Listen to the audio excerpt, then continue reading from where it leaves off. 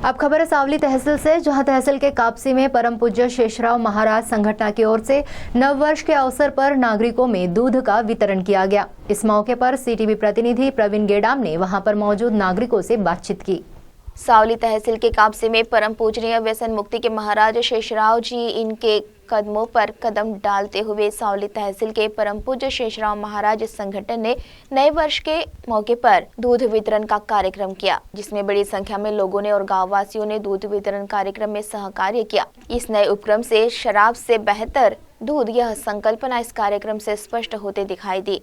इसमें सरपंच सुनीता कासिनवार, उप सरपंच शारदा कोहड़े, संचालक कृषि उत्पन्न बाजार समिति सचिन सावकार, तंगड़पल्लीवार तेली समाज अध्यक्ष संतोष नेताम, सावली तालुका अध्यक्ष गुरुदास सापड़े, भाऊराव कोठारे, नीलेश भांडेकर, दिवाकर कासिनवार, परम पूज्य शेषराव महाराज दारू व्यसन मुक्ति संगठन कापशी के सभी पदाधिकारी और तहसील के पदाधिकारी महिला उपस्थित थे।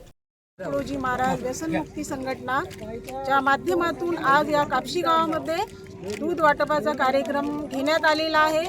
तसंच या व्यसनमुक्ती संघटनेला त्यांना एक त्यांचं व्यसनमुक्ती भवन म्हणून या गावामध्ये आवश्यक असल्यामुळे खासदार किंवा आमदार निधीतून यांना भवन देण्यात यावं असं आमच्या ग्रामपंचायत कापशीकडून मी यांना ठराव वगैरे दिलेला आहे।